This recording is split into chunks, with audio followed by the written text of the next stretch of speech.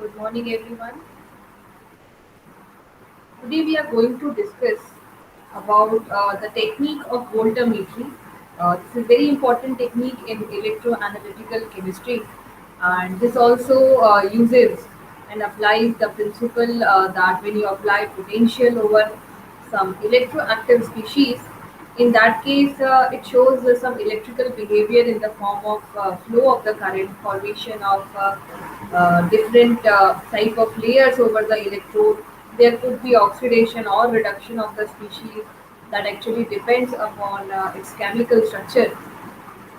So, in this lecture, we will discuss the principle of voltammetry and the two basic types of voltammetry, that is the linear sweep voltammetry and cyclic voltammetry.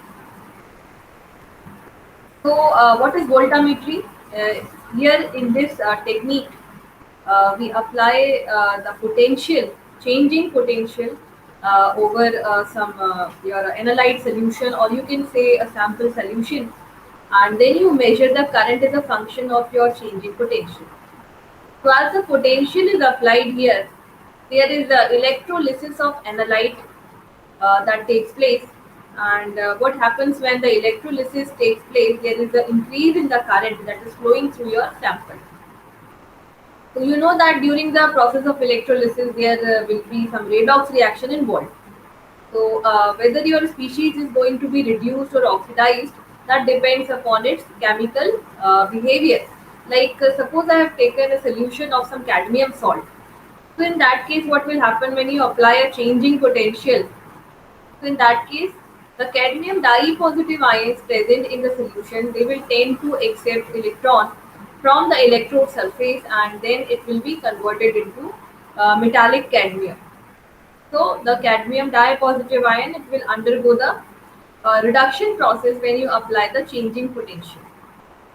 Similarly, there could be some species which will undergo the oxidation when you apply potential over them.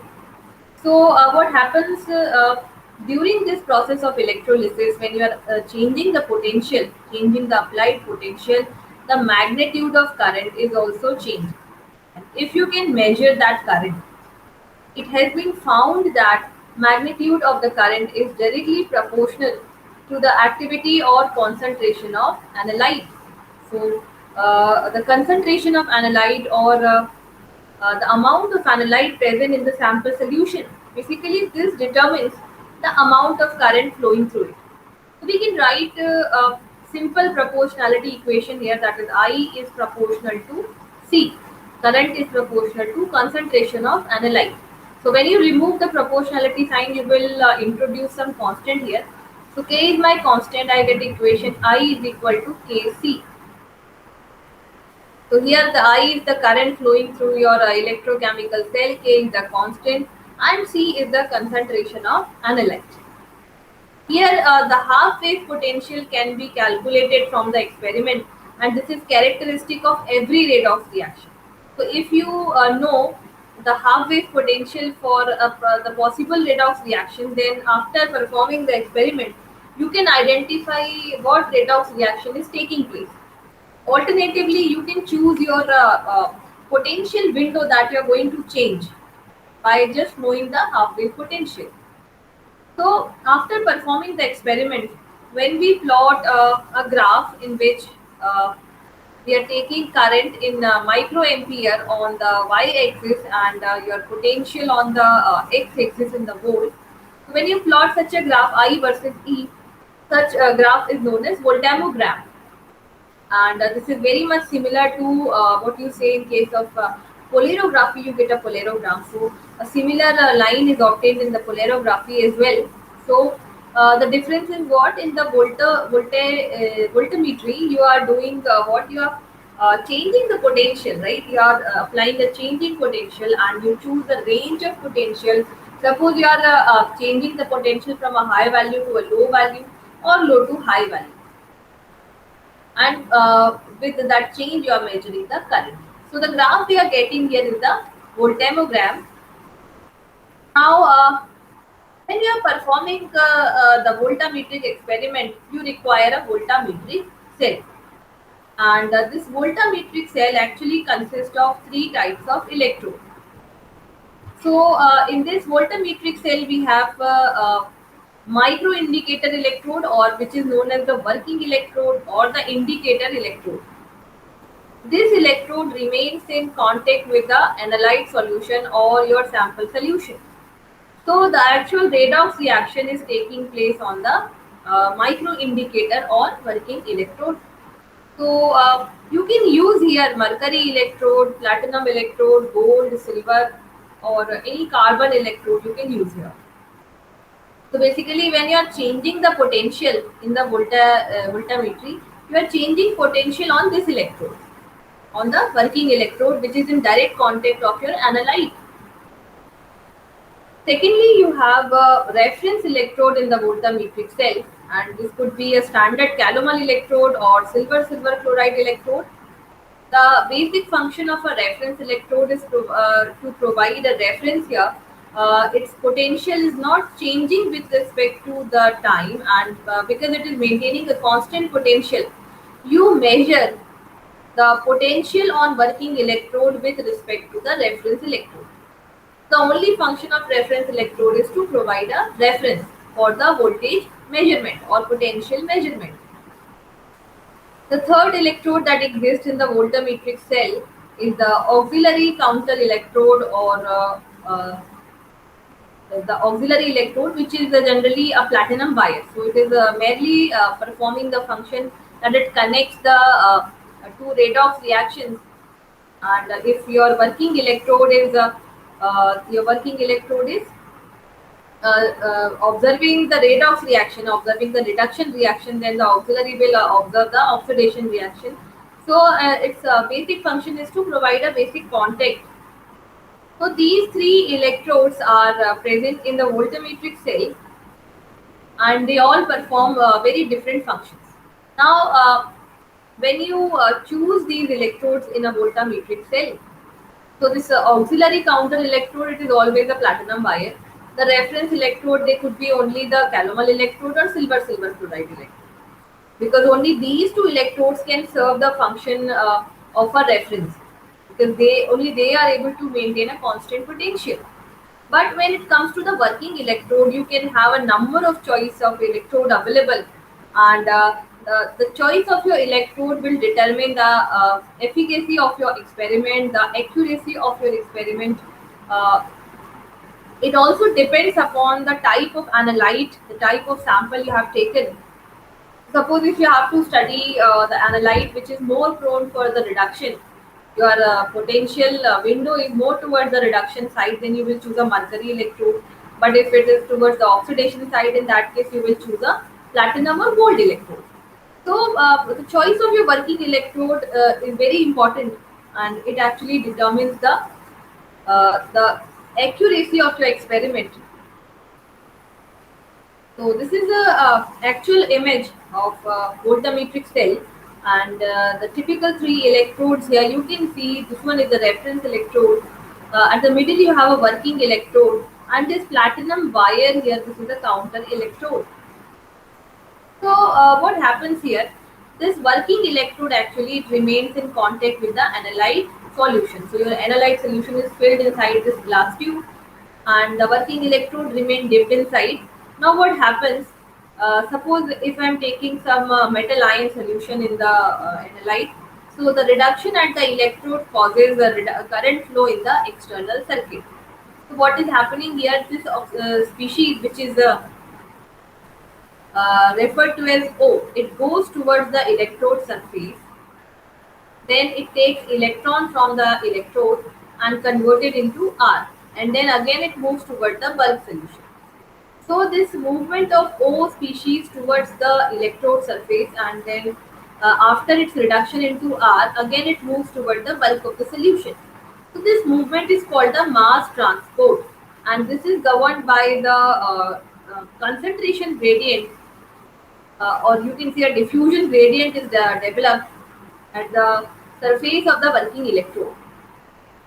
So when such ion movement starts in your solution, from bulk of the solution towards the electrode and from electrode to the bulk of the solution, ions have started moving. And when ions are moving in your solution, definitely then there will be flow of the current. Okay, current will flow through the ions. So when ions are moving, current will flow in the solution, and that current you will measure. So, in the voltammetric cell, a changing potential is applied on the indicator electrode or the working electrode. And what happens? This will drive a non-spontaneous redox reaction. That redox reaction is actually not possible under the normal circumstances, but when you apply the potential, your electrode is providing electrons to the species so that it can be reduced, and also reducing the activation barrier for that species, so it actually drives a non-spontaneous redox reaction. Then your counter electrode serves to conduct electricity between the two electrodes, and the reference electrode is, it has a constant potential throughout, and with when you are measuring the potential on your working electrode, you do that by taking the reference of your reference electrode. Then you have a supporting electrolyte along with your analyte solution. And this supporting electrolyte is generally, it is a salt that is added in excess to the analyte solution. Basically, when you are preparing the sample for voltammetric determination, you take a salt solution and then you add a small quantity of your analyte into that. So this supporting electrolyte is always taken in excess, and generally it is some sort of alkali metal. Why we are taking the alkali metal salt here as a supporting electrolyte? Because it does not undergo any redox reaction in your small potential window. Okay, alkali metal salts, they require very high potential to undergo electrolysis. So they remain inactive during when you are changing the potential. So in your small potential window, they do not show any electrical activity. So we choose them as the supporting electrolyte, and the salt does what, it reduces the effect of migration, and it also lowers the resistance of the solution. So where the resistance of the solution is lowered by the presence of supporting electrolyte. Otherwise, what will happen? Your current will not be in the measurable range, right? So even when you are using a supporting electrolyte, the current you measure, it comes in microampere. So it is required that you use a supporting electrolyte in order to do some specific measurements. So this is the circuit diagram of your voltammetric cell. This is the voltammetric cell having a counter electrode, then reference electrode and working electrode. So the current flows between the working and counter electrode. The potential controlled by potential state between the working and reference electrode. Then what is the influence of applied potential on the Faraday current? So the further question arises, what is Faraday current? So in the polarography, topic of polarography, we discussed that whenever there is flow of current, it could be due to your analyte, due to the redox reaction by your analyte molecule, or it could be by some background reactions taking place under that potential. So when the current flowing is exclusively due to your analyte molecules, activity of your analyte molecules, then you consider it as a Faraday current. Otherwise, all the other currents, all the other background currents, which are flowing due to n number of possibilities, background reactions, or presence of impurities, so they all are considered as non-Faraday current. So, what is the influence of Faraday, influence of applied potential on this Faraday current, that is due to my analyte molecule? When the potential is applied to the working electrode, reaches to the reduction potential of the electroactive species, what will happen? That time the reduction will start. You have to increase the potential up to the reduction potential of your electroactive species, and when that potential reached, what happens? The reduction of molecule begins. So what happens here? Your molecule, your analyte, it moves towards the electrode. So it is moving towards the electrode, and at that potential, what happens? The electrons are transferred, and your species then maybe it is oxidized or reduced, and then it is coming towards the bulb, moving away from the electrode. So this happens at a particular voltage, right? You have to reach up to that voltage. Below that, this redox reaction is not possible even on the working electrode. So you have to increase the applied potential on your electrode up to the reduction potential of your electroactive species. So when that potential is reached, the electroactive species, it diffuses from the bulk solution to the electrode surface. The reduction product diffuses from the electrode surface towards the bulk of the solution. So this movement of your analyte molecule, exclusively due to the movement of your analyte molecule, this is called as the Faraday current. This Faraday current is actually it is exclusively due to the movement of your analyte molecule, due to the electrical activity of your analyte molecule. So when we are measuring the current, we are only concerned with this Faraday current, right? Then only you will be able to say that the current is directly proportional to concentration, because you are measuring the concentration of your analyte. So you have to consider only the molecules of analyte. All the other currents, all the background current, maybe they are flowing due to any other background reaction, they should not be considered here. So we are not concerned with the non-Faraday current. So here you can see this is a typical voltagram. This is a voltage taken as a reference to the standard calomel electrode, and this is the current measured in the microampere. So suppose I have taken a solution of cadmium dye positive 0.00 m, 0.001 m cadmium dye positive, and the supporting electrolyte is being 0.1 m KNO3, that is potassium nitrate. So let us understand what is the reaction that is taking place throughout the experiment. So on this axis you have current and here you have voltage. So what happens on your working electrode? Your working electrode is dipped inside the cadmium dye positive solution. Okay. So from here you are starting to increase the potential over your working electrode. So when you are increasing the potential, the working electrode is no yet capable of reducing the cadmium dye positive. Why? Because the potential has not reached to the reduction potential, right? Only a small residual current flows through the electrode, and that will be due to the presence of supporting electrolyte, right? So only a small current will be there, and still the reduction of your cadmium dye positive is not observed. Now you continue to increase your potential, and suddenly at this point, what you observe? The current starts to be registered at the electrode. Why? Because the electrode becomes more and more reducing and capable of reducing the cadmium dye positive into metallic cadmium. So at this point, you see when you increase the potential further, it reaches to the reduction potential of cadmium dye positive, and at this point the reduction of the cadmium dye positive starts. So as soon as the reduction begins, now what will happen? Now the cadmium dye positive ion, they will move from bulk of the solution towards the electrode surface, and again from the electrode surface the cadmium will move towards the bulk of the solution.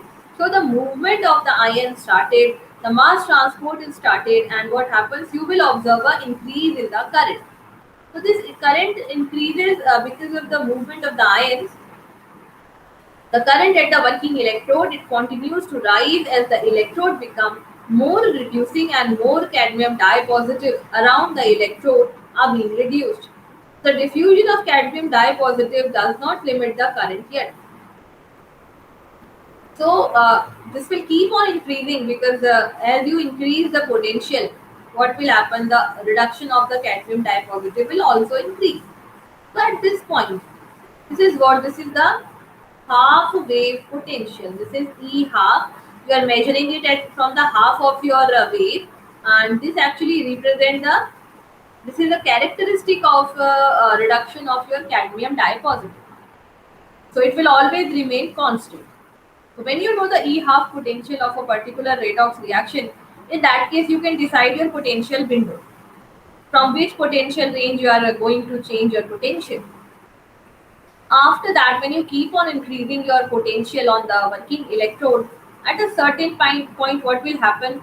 Now, all the cadmium dye positive ions present in your solution and around the electrode, they has already been reduced. So there will be a layer of cadmium atom around the electrode. So at that point, current at the electrode becomes limited by the diffusion rate of cadmium dye positive from the bulk solution to the electrode. So there will be a formation of layer of cadmium which could not diffuse back to the bulk. So it will cover the electrode, and now the current will be decided by the rate of diffusion of cadmium dye positive from bulk towards the electrode surface.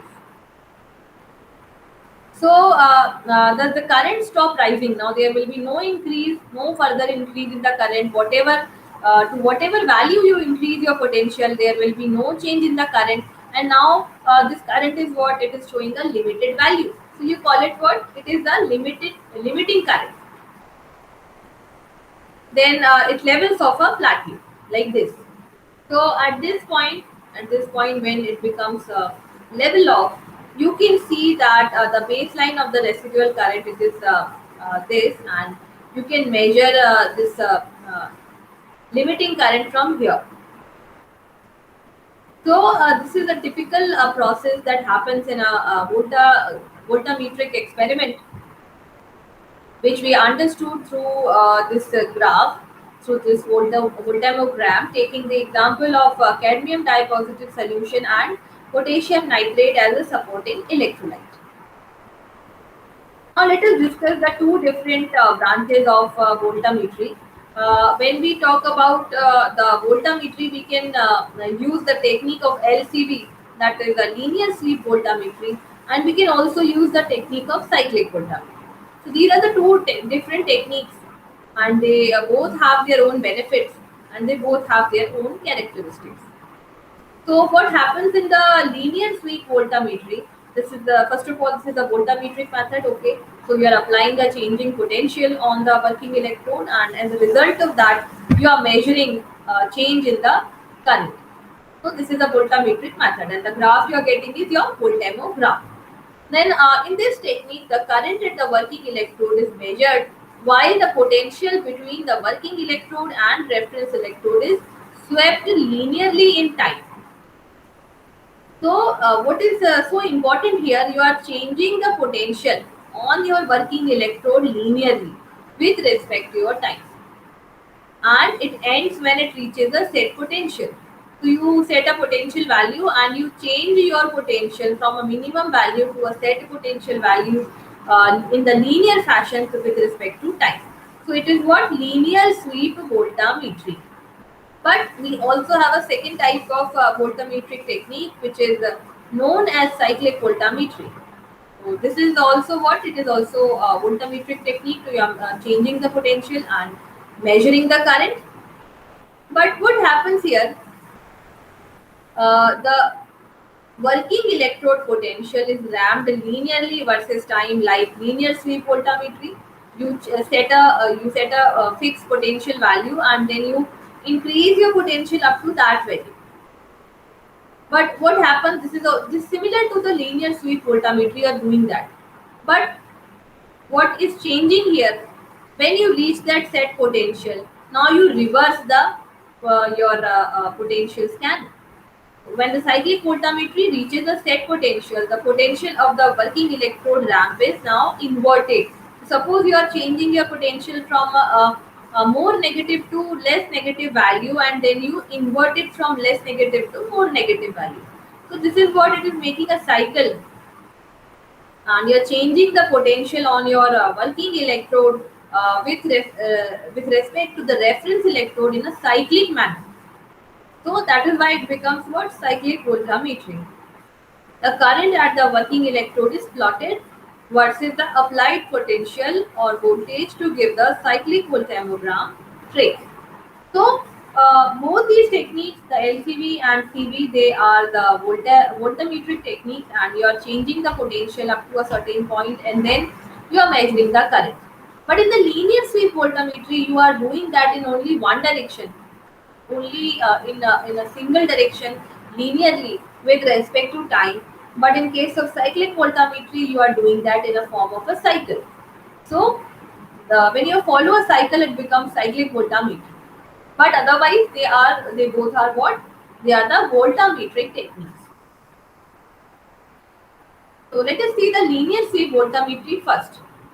So in the linear sweep voltammetry, a fixed potential range is employed, much like the potential step measurements. So what is your potential range here? In the linear sweep voltammetry, you are changing potential from V1 to V2 with respect to time. However, in the LCV, voltage is scanned from a lower limit to upper limit. So you have a lower limit, that is V1, then you have an upper limit V2, and you are changing potential like this. So the slope of this line actually tells you the rate of your changing potential. So the voltage scan rate. This will be your voltage scan rate that you're getting from the slope of that line. You calculate it from the slope of the line. Clearly, by changing the time taken to sweep the range, we alter the scan rate. That is the time taken in which the voltage reaches from V1 to V2. So this voltage is reaching from V1 to V2 in a greater magnitude of time. So you have a greater scan rate. But when it reaches quickly, you have, it will be a slower scan rate. And when the slope increases, that is in the lesser time you spend, you are changing the potential. It becomes your higher scan rate. So here what happens, this scan rate is actually depending on a number of factors. The characteristic of the linear sweep voltammogram recorded, it depends upon a number of factors. So, what are these factors? The first is rate of the electron transfer reaction.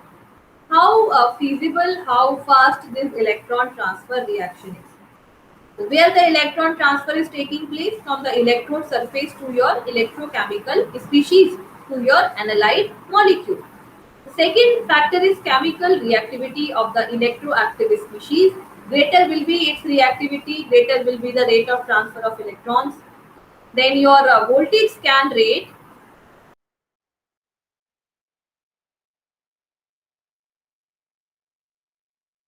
So the voltage scan rate here, this is also affecting the rate of the change of your potential. So in the LCV measurement, the current response is plotted as a function of voltage rather than time, unlike the potential step measurement. So, for example, if you return to your system, that is Fe3 plus, and it is accepting electron and getting converted into Fe2 plus. So this is a ferric ferrous system. Then the following voltagram would be seen for single voltage scan using an electrolyte solution containing only Fe3 plus, resulting from a voltage sweep. So these are the two different graph. You are changing your potential from V1 to V2, and meanwhile during the half time, what happens, the current is actually increasing. So what is your potential window here? From V1 to V2 you are changing it, and when you change, the current is increasing. So this is for a particular scan rate value. The scan begins from the left hand side of the current voltage plot, where the no current is flowing. As you increase the voltage and it is swept further to the right to a more reductive value, a current begins to flow and eventually it reaches to a peak before dropping. So in this diagram you can see the current will reach to a maximum value and then it will drop like this. So to rationalize the behavior, we need to consider the influence of voltage on the equilibrium established at the electrode surface.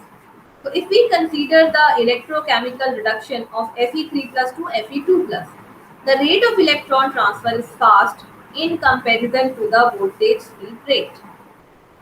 So here what happens in the electrochemical reduction of Fe3 plus to Fe2 plus, electron transfer, the rate of electron transfer is very fast as compared to the voltage sweep rate.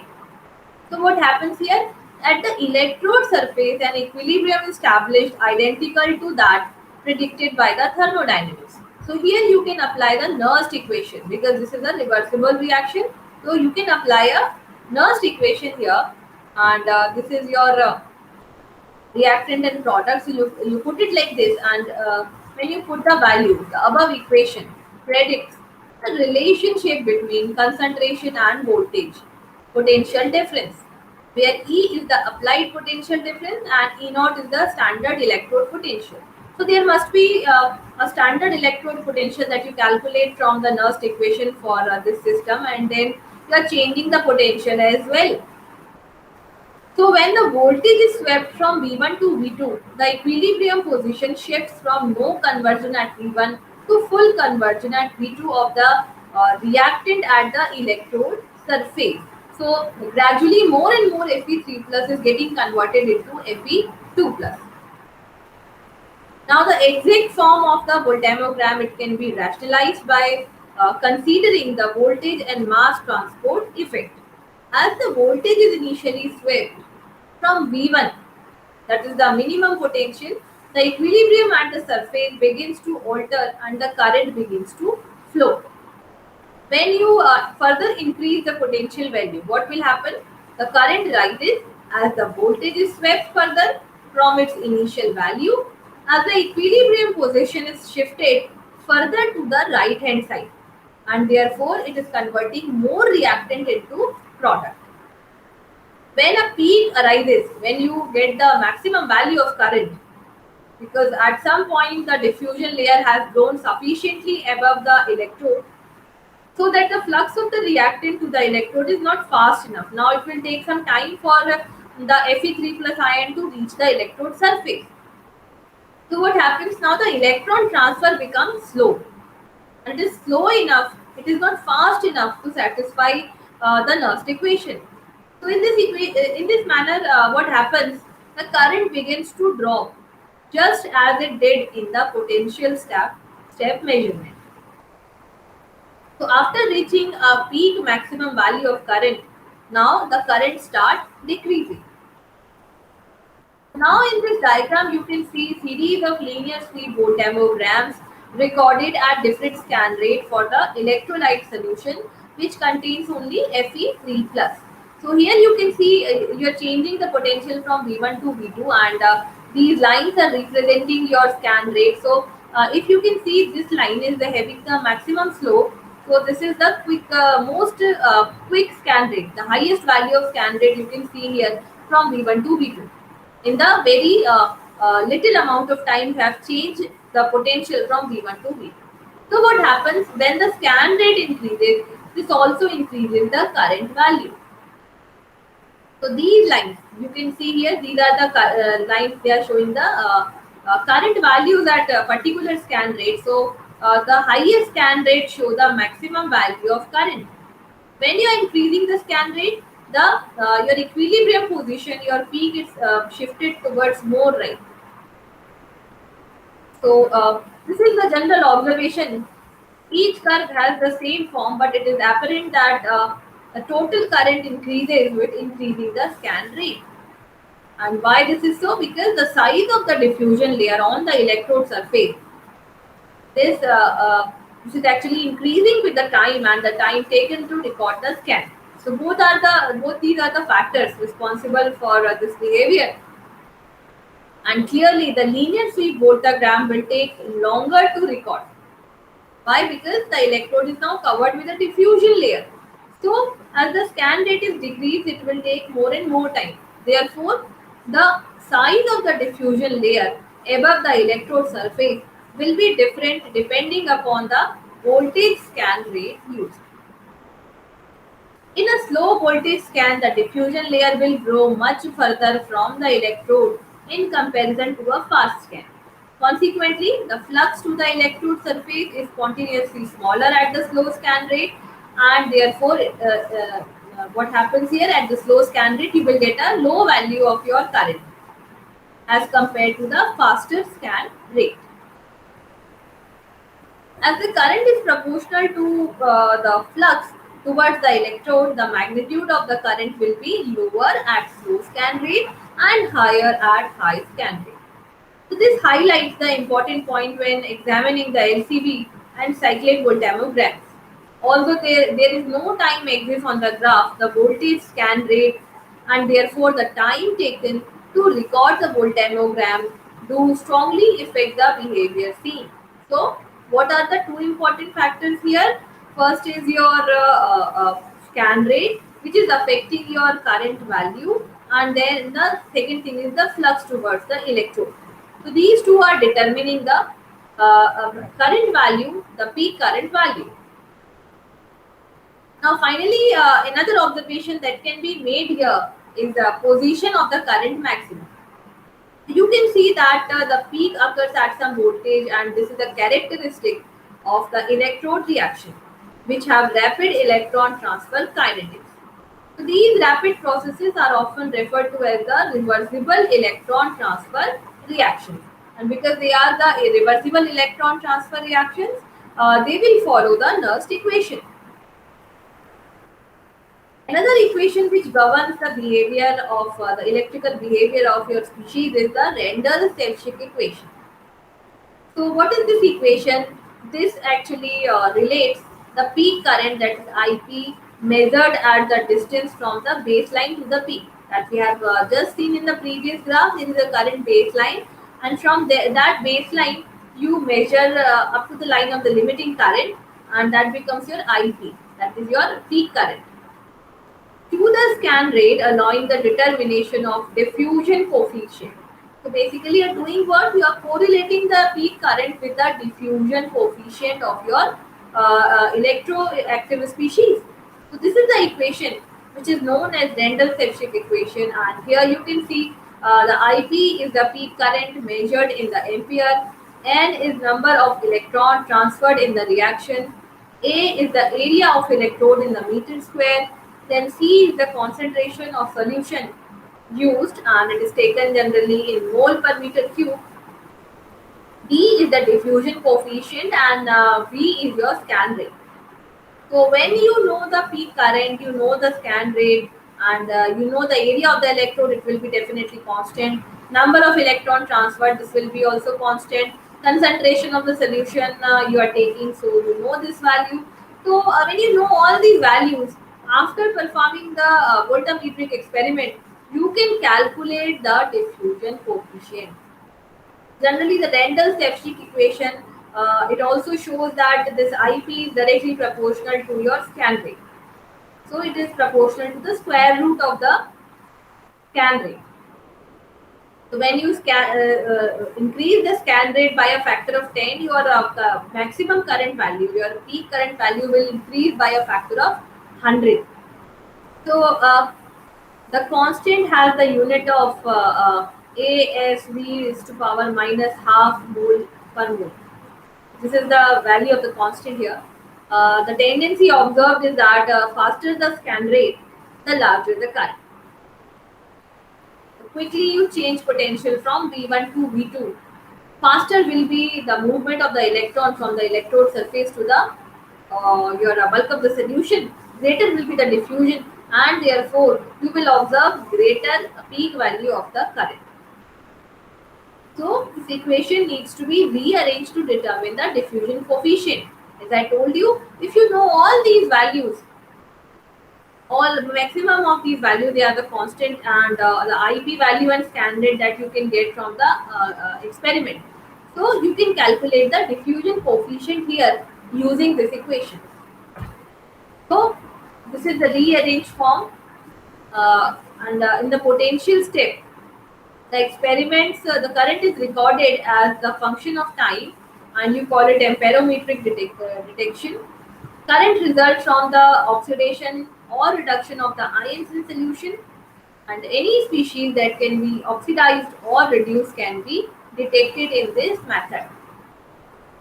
So the simplest form of amperometric detection is direct current amperometry, which will be used in this experiment, and uh, it is generally followed by the Cottrell's equation. This is the Cottrell equation where I is the current, and N is again the number of electron, F is the Faraday constant, A is the area of cell, D is diffusion coefficient, and C is the concentration of solution. So this Cottrell equation actually it is governing the amperometric technique, and again you can find out the relationship between the current and your diffusion coefficient. So from this equation also we can calculate the diffusion coefficient. It is also possible that if you plot a graph of I versus 1 upon dt, then you can find out the d value. So that is all from my side for today's lecture. I would suggest you to find out the more applications of this voltammetric technique, and uh, just try to find out the actual experimental conditions followed during the voltammetric experiments in so many determinations, like in the field of environment, in pharmaceutical industries, food industries. Extensive use of voltammetry is taking place, and especially the cyclic voltammetry. It is being used at so many places because it is so efficient technique. So I would suggest you to find out the applications, the major important applications of the techniques of LCV and CV. So that will be your assignment from today's lecture. That is all for today. And in the next lecture, we will discuss about cyclic voltammetry. So today we saw the linear sweep voltammetry, and in the next lecture, we will discuss on the cyclic voltammetry. Thank you so much.